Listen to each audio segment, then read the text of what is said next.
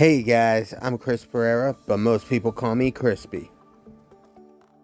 Today's video is all about Orlando and Tampa's theme park news as of September 7th.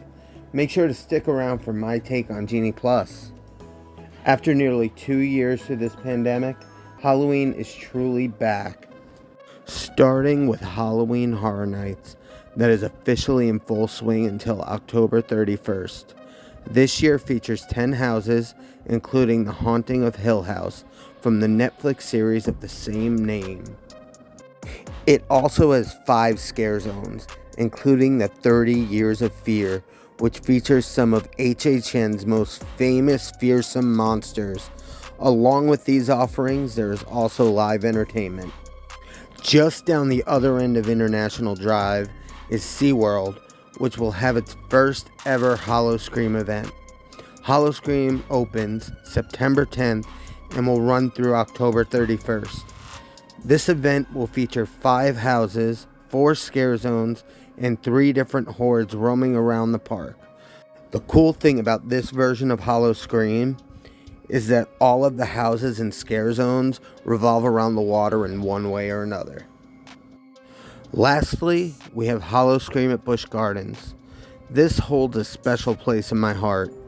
I had the honor of scaring thousands as an evil clown in the Scare Zone Carney Camp in 2017.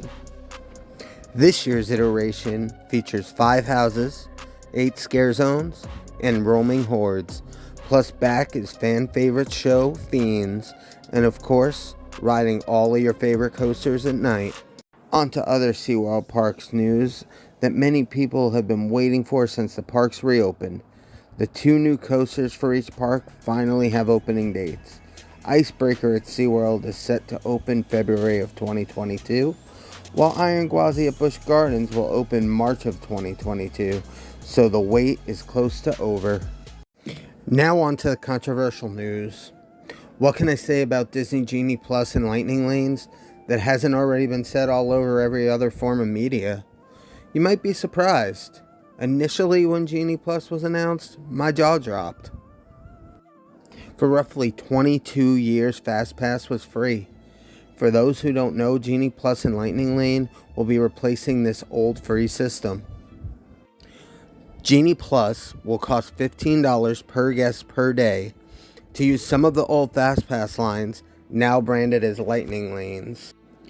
That means if you have a family of 4, that's $60 extra a day, $240 extra if you go for 4 days and visit each of the parks one day. This doesn't even include the high prices that you're paying for those tickets to begin with. On top of this, it doesn't even include rides like Seven Dwarfs Mine Train, Rise of the Resistance, or the upcoming Remy's Ratatouille Adventure that opens on October 1st at Epcot. These rides, along with some others, will be individually priced Lightning Lanes, but still no prices have been released, at least not at the time of this recording. The good news about this is it's not something you have to buy. Only if you want to use those old FastPass lanes. Otherwise, you can just wait and stand by like everybody's been doing since the parks reopened anyway. I did initially think that this new system was just going to ruin the park for everyone who doesn't pay. Basically creating a have and have not class system. The more I thought about it though, I don't think it's going to have that big of an effect on people who don't pay. Realistically, I don't think it's even going to affect people as much as the FastPass system did.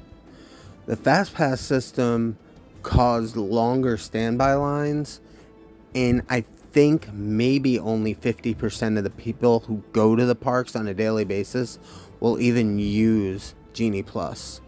Maybe I'm wrong, maybe more people will use it, maybe less. But based on a lot of polls that I've seen online, the community is very divided, with probably about 3% more saying they won't be purchasing it than the people who say that they will. Honestly, I think who they're targeting for this new system is the people who can obviously throw some money around, but also for those people who this is their one and only Disney World vacation and they want to try to do as much as they possibly can in a short amount of time. So realistically, if those are the people that are getting targeted, it shouldn't be that bad, and it shouldn't affect the people as badly as everybody initially thought when we heard the news.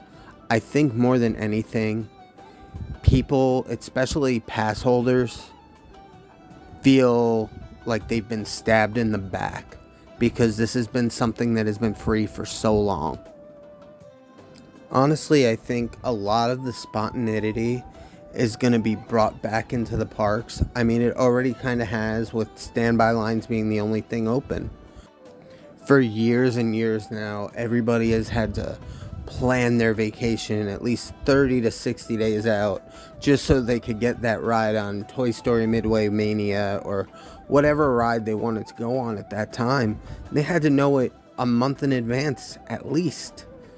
Now, with the reservation system, you still gotta kind of have a plan of what you're gonna do or where you're gonna go. But you don't have to plan as hard as we did. And again, I don't think the lightning lanes are gonna fill up as fast as they did back when it was FastPass.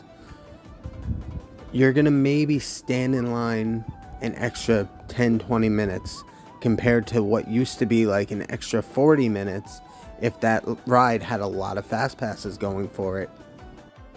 Personally, I don't plan on really using the lightning lanes or Genie Plus, but I might use it on occasion, like for a birthday or something special, just to get a little bit of extra fun in on those type of days. But for the most part, out of the however many days I'm going to spend in the park this year, I doubt I will use it more than 2 times. And the last piece of news I want to share, and the most exciting to me, is that annual passes are finally coming back out as of tomorrow, September 8th. I have been waiting since the parks have reopened to be able to go and get my hands on an annual pass again. It has been about 2 years since I've had one, and I cannot wait to be able to go back and enjoy myself. And even more so, go with my girlfriend and stepdaughter who have never been. And there's going to be a lot of fun videos to come of taking them for their first times. Not to mention to bring my kids back to Disney when they come and visit me from Ohio. It's going to be great to get them back in the parks. They grew up Disney. They love it just as much as I do. However, I digress. There's 4 new options for annual passes. Gone are the days of bronze, silver, gold, and platinum, etc. Now we have the Pixie Dust Pass that is $399. That is a Florida resident pass only. The Pirate Pass, which is $699. This is also only available to Florida residents. Then there is a Sorcerer Pass, which is $899.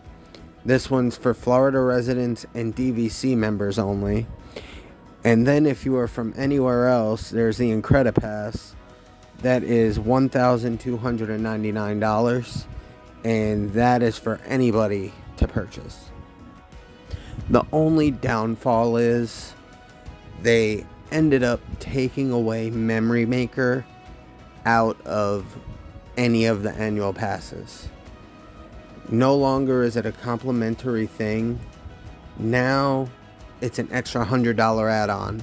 Just like Genie Plus is an add-on for something that was once free. Disney just seems to continuously be pulling back a little bit, yet raising the prices. Kind of just throwing their old fans and people who have pulled them through even this pandemic under the bus. I get that Disney's a business. I'm just hoping this is the last of the price gouging that we see, at least for a little while. Thank you all for watching. I truly appreciate it. I can't wait to get some better footage and better videos out there for you in the real near future. In the meantime, what's your take on Genie Plus and Lightning Lane?